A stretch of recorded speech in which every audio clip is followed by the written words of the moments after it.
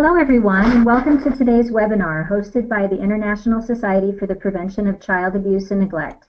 Today's webinar is the second part of a two-part webinar on the critical aspects of working with children who are sexually abusive, including the assessment, treatment, and future outcomes for these children. Right now I have everyone on mute to avoid background noise. We welcome you to enter your questions and comments in the chat box throughout the presentation. The presenter will answer any questions at the end of the presentation as time permits. Joan van Niekerk is a qualified and registered social worker with a master's medical science in medical and psychiatric social work. She has extensive work experience in the practice, teaching, and training of social work and intersector child protection practice, both within South Africa and internationally. She has presented at numerous national and international child protection events and authored a number of training manuals, book chapters, and articles on child protection. Joan has led and participated in law reform processes in South Africa after the country's signing and ratification of the United Nations Convention on the Rights of the Child to ensure compliance with this national commitment to uphold children's rights. Joan, we thank you for being with us today and for your work with ISPCAN. Now I'll turn it over to you. Thank you. Thank you very much, Heather. And good evening to everybody. I trust that you will enjoy tonight's webinar, and we will try and make it as useful as possible to you. But I have a number of slides, and I'm going to try and get through them fairly rapidly. Last time we met and started talking about this issue, we talked about qualifications, selection of people who work with children with sexual behavior difficulties. And we're moving on to assessment tonight, which is a process of gathering information and organizing the information, analyzing the information, drawing conclusions from the information, and testing those conclusions against continuing information gathering. I think it's important to see assessment really as a process and not an event, and it continues throughout one's work with the child or the adolescent. Information that's useful includes childhood history of both the child and other members of the family, school history, psychosexual information, past and present, the offense that the child has committed and the context and what was the relationship in which this occurred, present family relationships, peer relationships. Impulse control in other areas is also very valuable, and trauma history, inclusive of prior abuse, exposure to domestic violence, loss, and bereavement. I just want to stress the issue of exposure to domestic violence. Research in my country indicates that children who have sexually exploitive or abusive behavior, exposure to domestic violence is one of the most highly associated factors during the early childhood of the child. It's also important to look at sexual problem behavior specific information. Sometimes we talk around the sexual behavior, but we do not look at the sexual behavior itself. And make sure that your interview is semi-structured so that you can gather as much information about the sexual behavior as possible. Victim statements can be very useful, observations of parents, caregivers, and others, and the child, him or herself. When did the behavior happen? How often was it? Who was involved? Contextual events? What else was happening in the child's life at the time of the behavior? And so we collect this information looking at clinical interviews and observations, a trauma symptom checklist for children. We look at caregiver stress and support. We look at school performance and screen cognitive abilities if in doubt. Just to say about school performance, personally I've always found reviewing children's prior school reports, if they are available, if they've been kept by the parenting figure or by the child, his or her own self.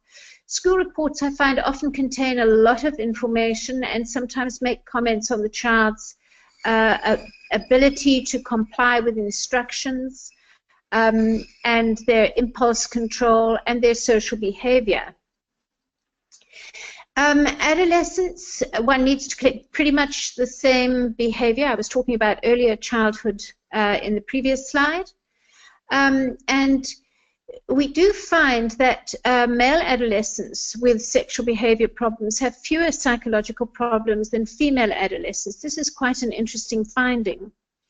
One also should assess for post-traumatic stress disorder, something that's happened earlier in the child or adolescent's life, depression, and learning disabilities. And once again, research tells us that one of the most frequent diagnoses is attention deficit and hyperactivity disorder. Scales and questionnaires can be very useful, and some of the questionnaires that we have found help with assessment are the Abel and Becker scale on cognitive distortions, the updated scale. This is not suitable for young children, but it's useful for your older adolescent, as is the rape myth scale. There are a number of rape myth scales, and I think it's important to select the one that suits your particular requirements. Empathy scales, the Hudson scales have been updated, also very useful. Sexual history questionnaires, family history questionnaires. We have found that personality and intelligence tests have limited value unless you're thinking of the placement of the young person in a specific program. And then most certainly where you have young people, adolescents or children who have some kind of intellectual disability, you may certainly need to group these in a separate program. Sources of information. Clinical interviews are indispensable, and I believe that several of these are actually advisable. And inclusion in a group as a test run is helpful during the assessment process. It's useful to know if the child has the ability to work in and benefit from a group program. We've found our group programs extremely powerful, and sometimes more powerful than the individual and family work that we do with children. Significant others can provide an enormous amount of information: partners, children, parents, teachers, employers. Historical documents, we always ask if earlier reports have been written by helping professionals, and where we're allowed to look at the case docket, we find this a very useful source of information, especially if your investigating police person has been extremely thorough, gone to the scene of the crime, looked at patterns of behavior, and so on.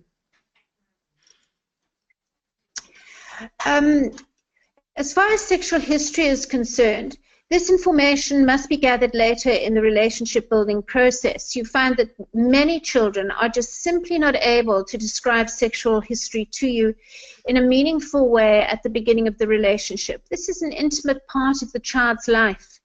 And because of this, it's awkward to talk about. There's sometimes a lot of embarrassment. And so it's better left until you have built a relationship with the child.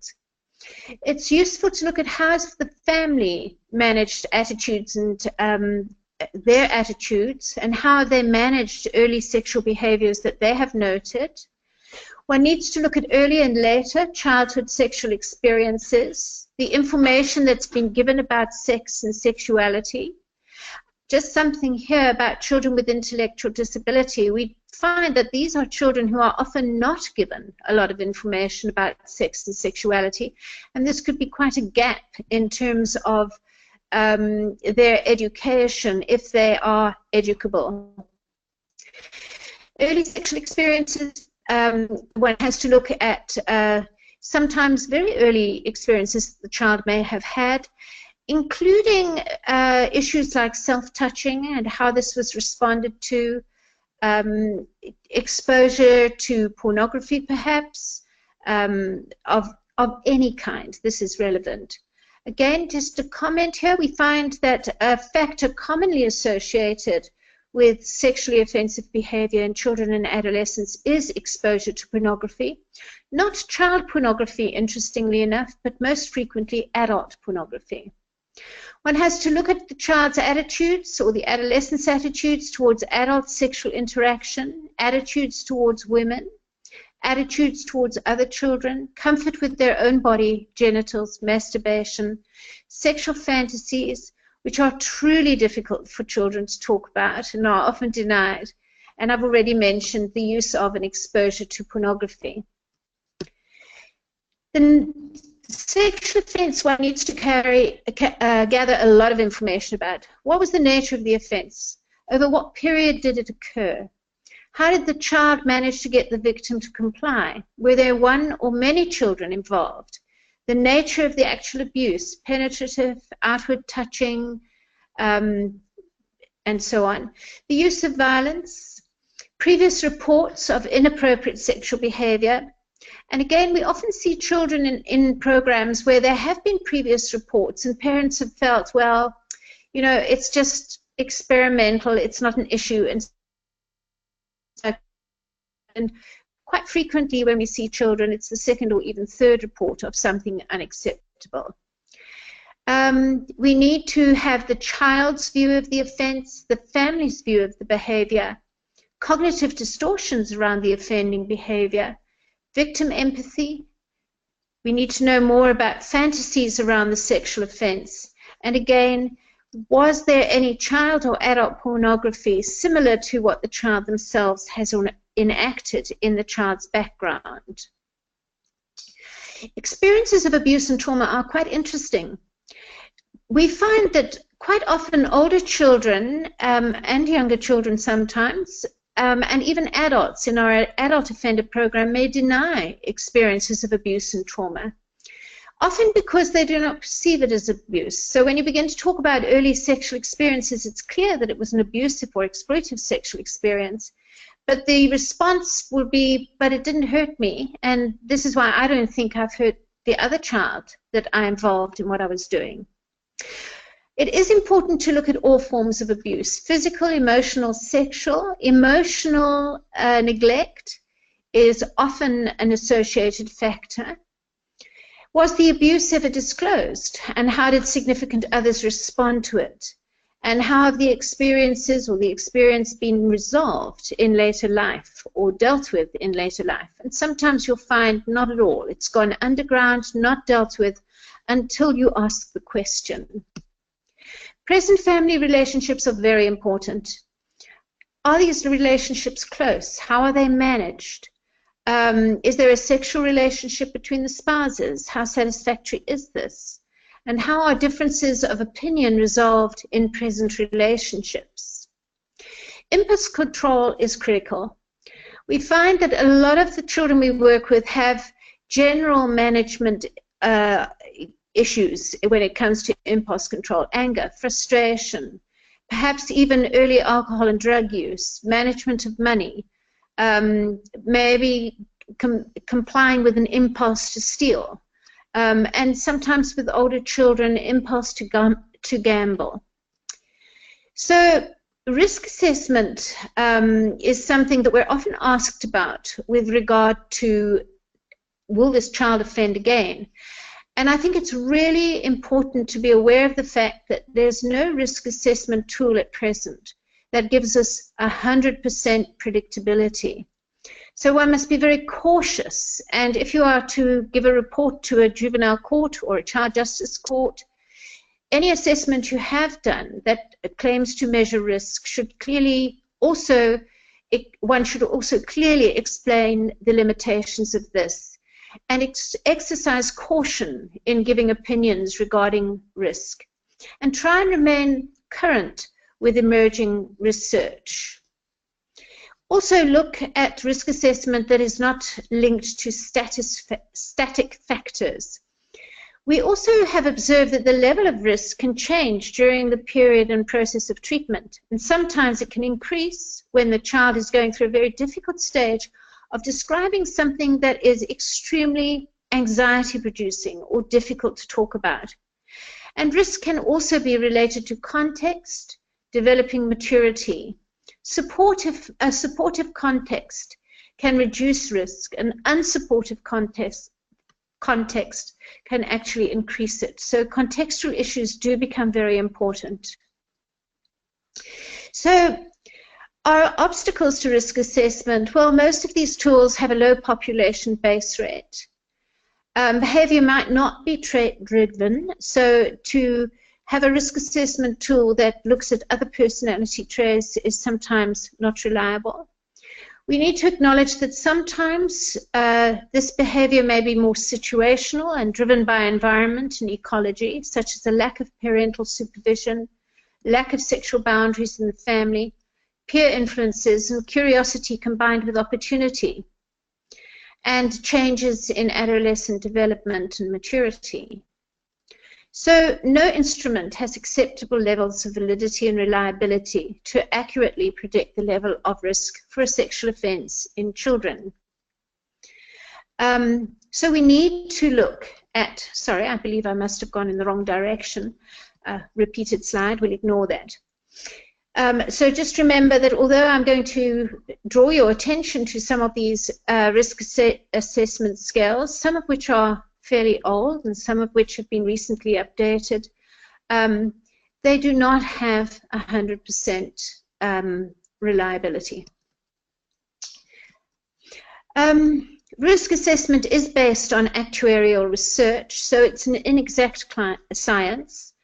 And when one is doing an assessment, most children and their parents or caregivers present themselves in the most positive way, as do most of us if we know we're being assessed for some particular purpose.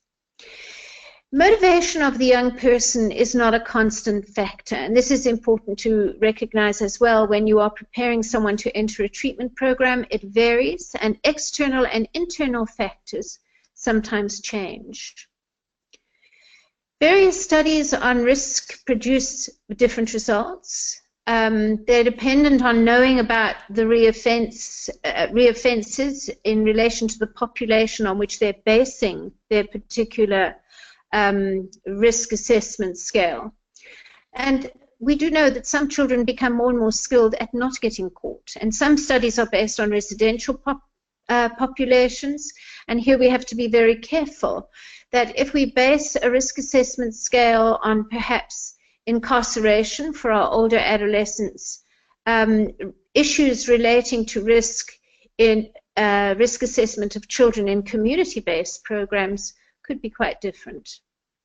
And again, I want to mention static. You have static scales, things that looks at things that do not change, such as the offender history, versus dynamic factors, and those are factors that may change over time. So you've got to actually look at the risk assessment scale and look at what it is measuring, how it is measuring, what kind of reliability and validity it has, and so on.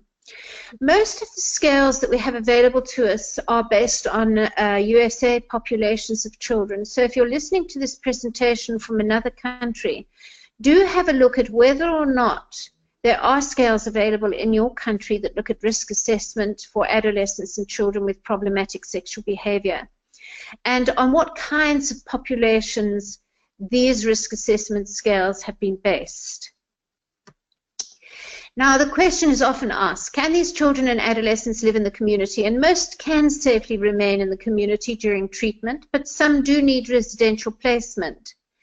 And really one needs professional consensus, teamwork, if you are going to keep someone in an outpatient situation. One also needs to look at residential and incarcerated settings, because these are settings in which children who abuse or have abused may still be abusing others within that setting. So one needs to look at, are there controls on this? How much supervision is there? Is there a history among some of those children of continuous sexual abuse on others, and has this occurred in the residential center or setting in itself? Okay. Sorry. Right, and can these children and adolescents attend school safely? Well, most can attend public schools and participate in school activities without jeopardizing the safety of other students. In some cases, though, school personnel may need to know information to ensure that there is safety and protection of the students, and that there is some monitoring of the young offenders' behavior within the school environment and whereabouts. So perhaps one would look at some kind of monitoring of the toilet area, and some kind of monitoring of areas of the playground that are not open to kind of like the broad view of whoever is supervising playground breaks.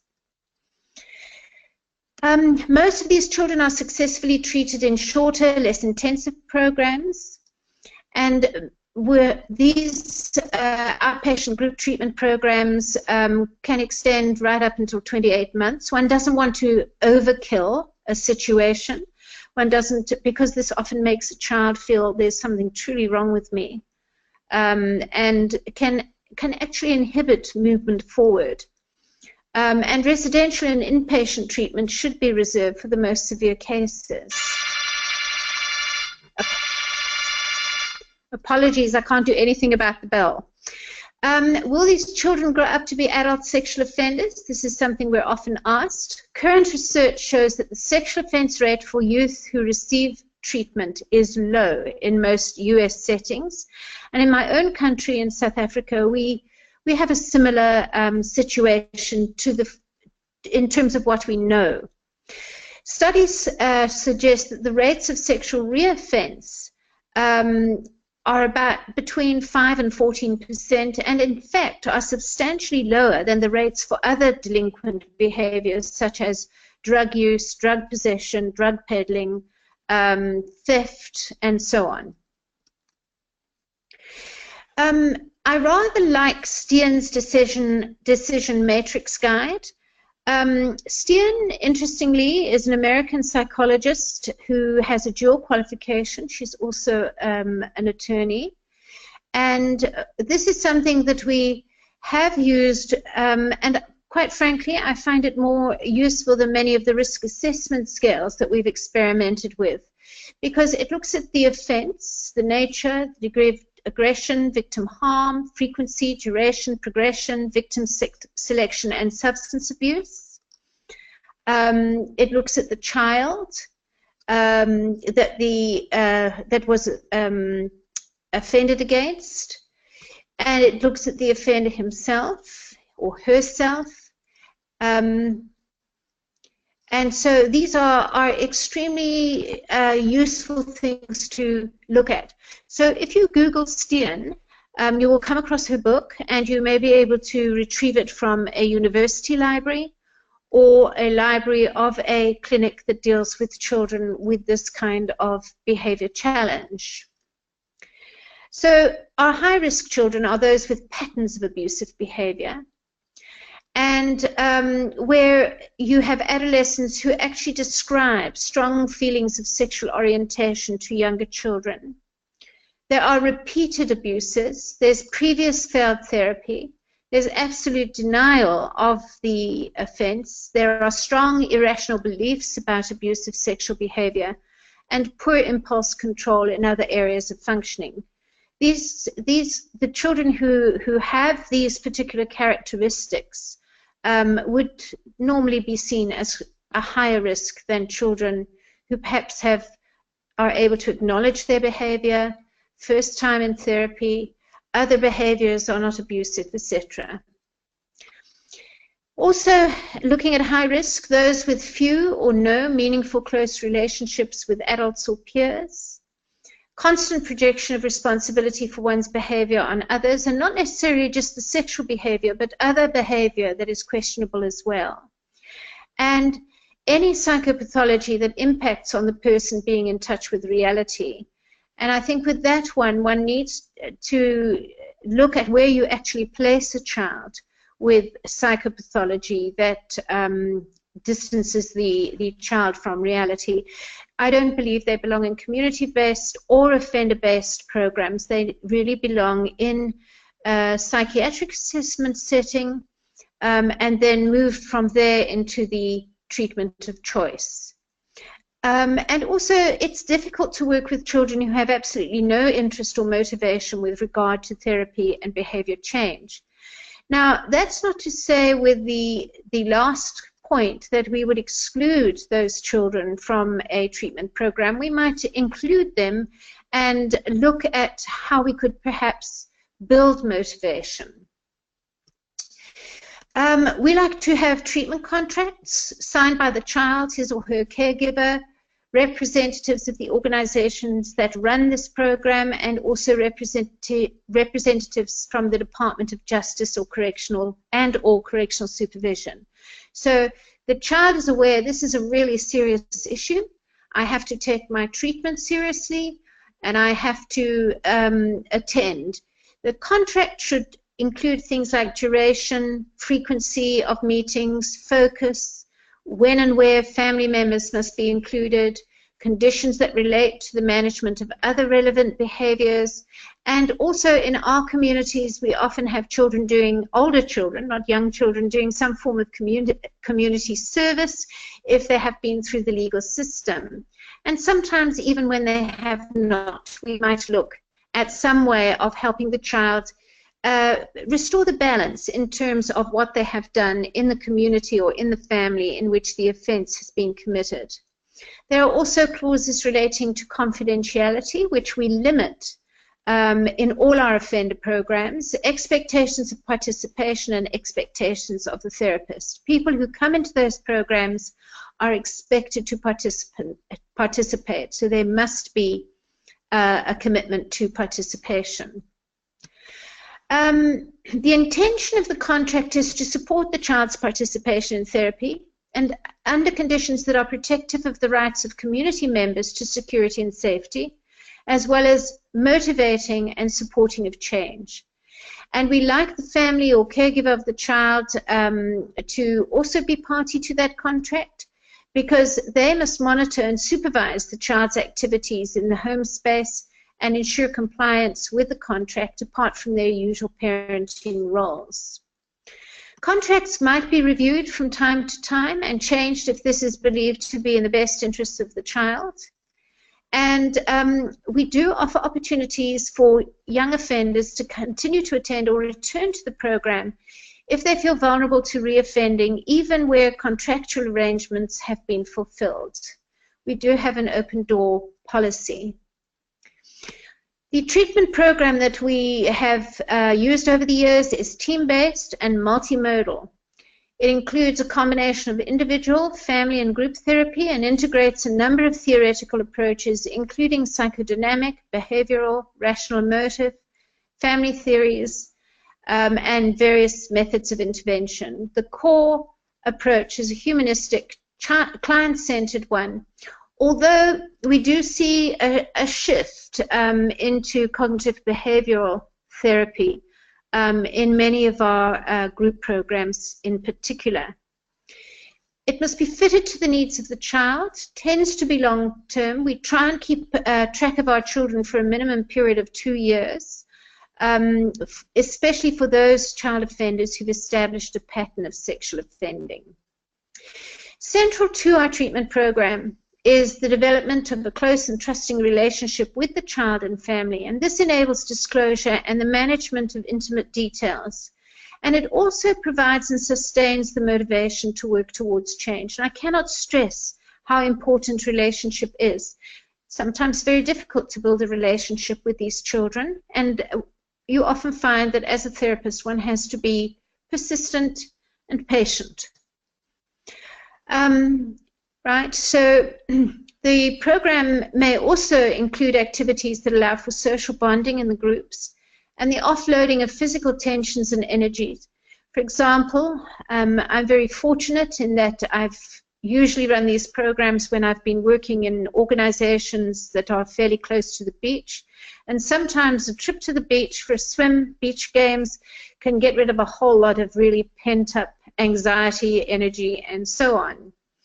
And interestingly enough, our vehicles were always labeled, the vehicles of the organization in which I was involved in these treatment programs. And we thought, surely our kids will not want to go in these vehicles, and we kind of always tried to use private vehicles. The kids loved being in the organization's vehicles, despite the fact that we felt uncomfortable about it. But for them, it was kind of, obviously for them, felt like something special. Group composition and structure. We had groups that were open-ended. contained children at various stages of the treatment process. And we actually found that these groups work better than a group with an open and then a closed process. The same members that began were the same members that left.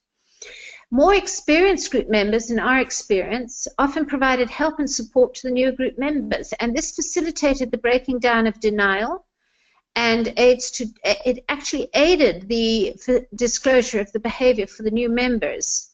And it gave the more experienced group members a sense of competency, and often these children feel very inadequate and socially inept. So when the older group members, older not in age but in terms of how long they'd attended the group, often felt a sense of competency, it raised self-esteem and so on.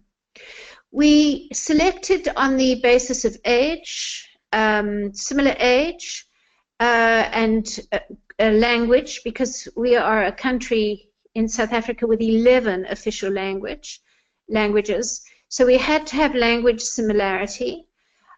We started selecting with similar sexual offences and kept it pretty much like that, but that wasn't the most critical selection criterion. We found that groups should not contain more than 8 members, otherwise intimacy is difficult to develop and sustain. And large numbers limit the time available for each member's input and sharing. And we found that once the groups got going, even those members who said in individual interviews, I will never be able to talk about this in a group, we actually had to find ways of bringing group meetings to a close. Once they got going, they found it hard to stop. Ideally, I believe that these groups should be managed by 2 therapists who work in a partnership. This also models a relationship to group members, so co-therapists must see themselves as models of relationships. Co-therapists have to spend time planning for the group and the management of individual issues that arise during the group as well. But certainly I would strongly recommend a co-therapist model. Themes that we deal with in the treatment programs, the sexual offence itself. We, in the group, limit the amount of detail because sometimes the detail of the sexual offence might be arousing for some people in the group with detailed descriptions of the actual sexual act. And this is an important thing to remember. What we're looking at here is acknowledgement of the sexual offence and the ability to say, this is what I did, and recognize the power differential in the offensive behavior. So acknowledgement and taking responsibility is encouraged, and it really is an important issue because until the young person takes responsibility for the behavior, it's difficult for them to take responsibility for change. We deal a lot with sexuality issues, including sexual information, sexual fantasies, masturbation, sexual responsibilities. We find these children have very little accurate information around sexual issues and a huge embarrassment about talking about them. So we explore the information the child has, myths, and we try and reinforce accurate information about sex and sexual functioning. To deal with the embarrassment here, we often will offer a question box, or else we will place some strategic material in the group whilst maybe the therapists are still coming into the room, so when the kids wander in for their therapeutic group, they can pick up this material, start looking at it, and then we can continue the conversation with them. But there are various ways of introducing issues of sexuality. Those are the ones we have found to be useful. Impulse control, very important to focus on. Anger, how do we deal with this? Replacement behaviors are identified in order to help the young person deal with their aberrant sexual behavior. And we use some very practical exercises such as the cooking pot, which unfortunately I don't think I'm going to have enough time to describe to you. But most certainly, if anybody is interested in the cooking pot, I can send you an email in which I describe how we use that particular illustration of impulse control. We also look at identifying dysfunctional cycles, negative acting out in order to feel more control, negative cycles of thinking, which I'm sure many of you are aware of, and their relationship to behaviors that are either self or other harming. We try and look at how we can encourage the young person to turn this into a positive cycle. Gender issues we find are just so important. With our female young people who have committed an offense, it's what boys are like. When it's males, we have lots of discussions about what girls are like and what they like. And the gender issues often reflect problems encountered in other relationships, such as parents. So discussion around relationships and their impact on the children's lives are also important here and used to develop insight and understanding. Communication. We find that many of our young offenders have problems communicating with both adults and peers. So the relationship with the therapist and their relationships with each other when they're working in a group provide a lovely laboratory for assessing and developing communication skills. We do introduce communication exercises in the group context that help develop a more effective communication pattern and confidence. We look at feelings and emotions, decision-making, positive assertiveness, in other words, assertiveness that doesn't harm others, but assertiveness that enables me to deal with the things that I have to deal with, because often these young people, like some adults, confuse assertiveness with aggression. Their experiences of victimization. We do encourage a lot of talking around this, because once I can acknowledge my victimization, perhaps I can acknowledge how I victimized maybe another child or another person. Empathy is a difficult issue, and it's something that we are continuously going back to. How did I feel when this happened to me? How do I think others are feeling in a certain situation? We use scenarios, we use role plays, we use storytelling, and so on. And we encourage in family group meetings talking around empathy, understanding, appreciation of how my behavior impacts on the feelings, the behaviors, etc. of others. Self-esteem and self-confidence are important issues. Relationships, family and peer relationships are a direct focus. We use genograms, family trees, sessions with family members, simple problem-solving exercises using scenarios that are introduced into the group for discussion. Future planning. I do want to emphasize this. A lot of the kids we work with feel that, wow, there's nothing left for me in my life. Now that I've done this, my family's angry with me, my school knows about this, I'm in disgrace, etc. And so orienting these young people to a future life plan becomes very, very important. It's essential to self-esteem and ongoing progress to encourage the development of a life plan, and this must be linked to the child's real world. So this is not an exhaustive list of themes, and we often find that themes reoccur and are often interlinked because we have quite a person-centered program. Individuals do have the freedom to introduce their own individual needs into the program and into the group. We use immediacy a lot, where present crises and life events are used to apply various new skills, such as problem solving, practicing new behavior, and so on. We use discussion, we use music, we use role play, we use drawing and art form, we use relaxation exercise, physical activities. And I think it's important for therapists to feel comfortable to use what they are comfortable with. And if you're uncomfortable with a specific technique, don't use it until you've become comfortable, because discomfort with a technique is contagious, I believe. And therefore, look at what you are most comfortable with in your work with these young people.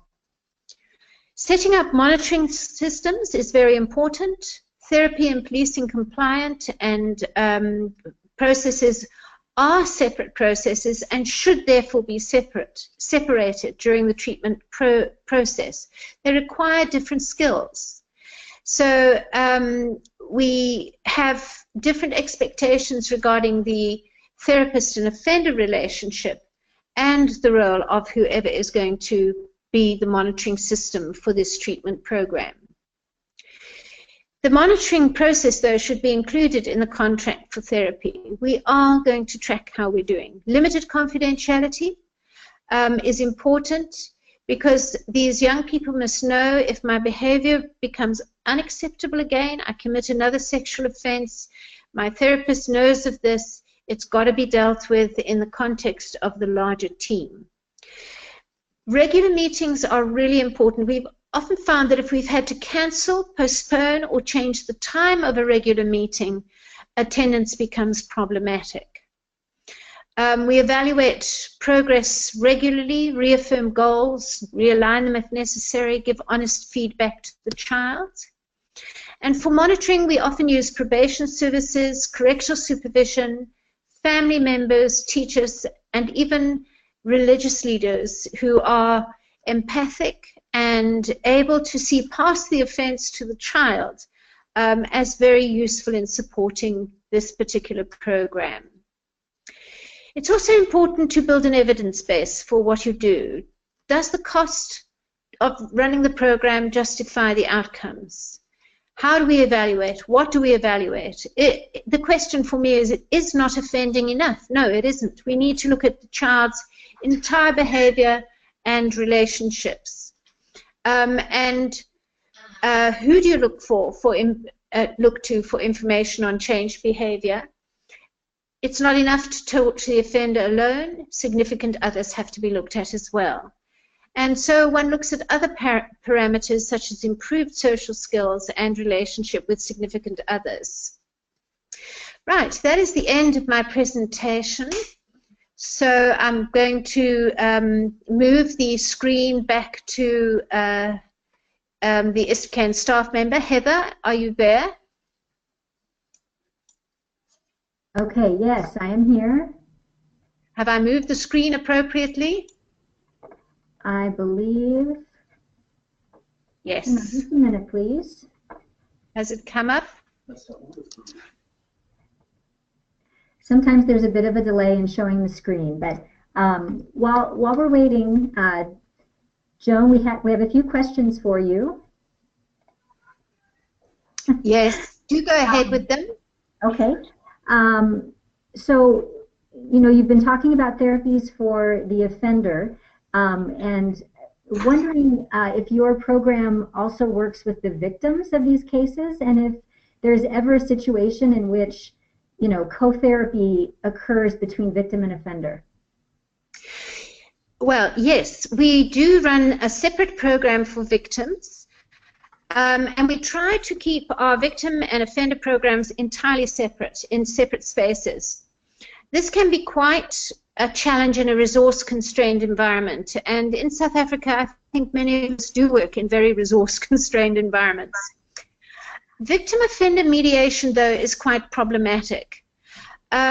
We do need to ensure that the victim-offender mediation meets the needs of the victim before it meets the needs of the offender. So where we have a request from victim-offender mediation from the offender and not the child, we will not pursue it if we believe the child is not ready. Because otherwise, I think children often feel re-victimized. But certainly, at some stage during the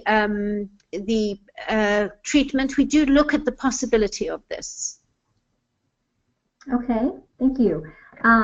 And then also, just in thinking about, you know, running a program like this, are there some, if you could talk a little bit about the funding of such programs, and if there are techniques or self-help options available for youth that have no access to such therapy.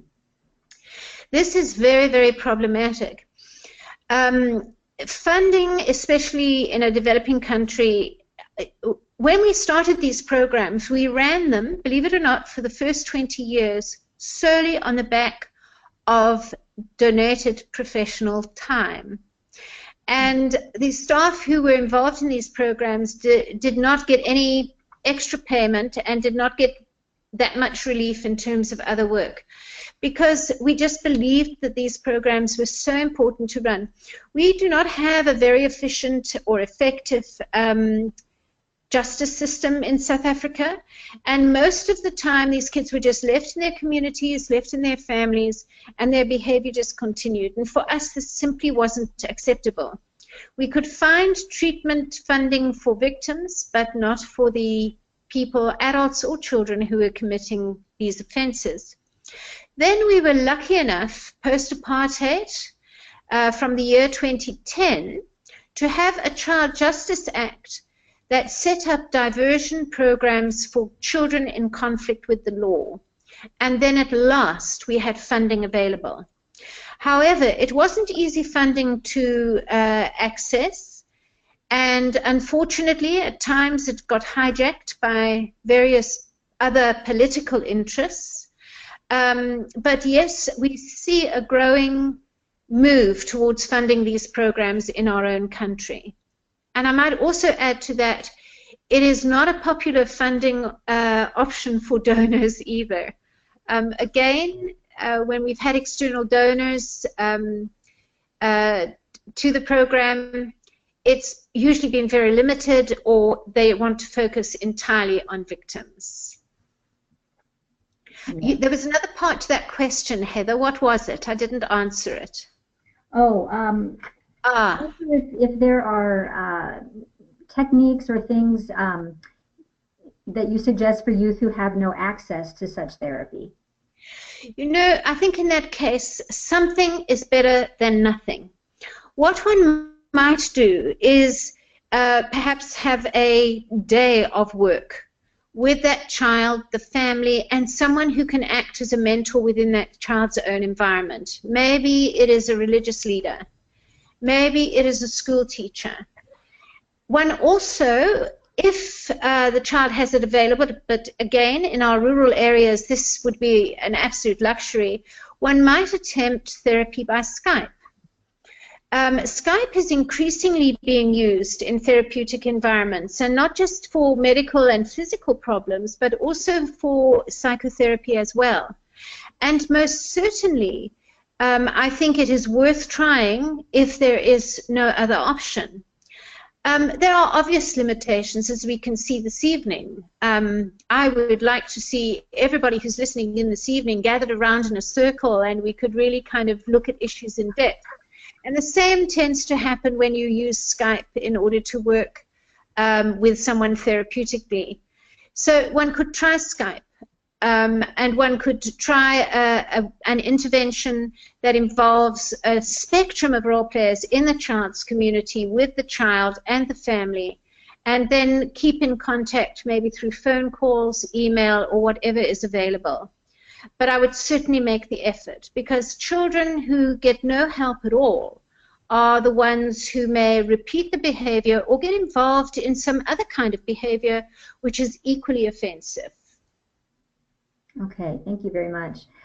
Since we do have just a few more minutes left in our scheduled time, did you want to return to something you brought up and you said you didn't have time to speak about, which was the cooking pot, I think, strategy in regards to impulse control?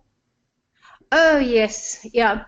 I must talk about the cooking pot, really, because I found that the kids actually can relate to this, but it is a bit of a South African kind of illustration, and I'm not sure how other cultures might be able to relate to it.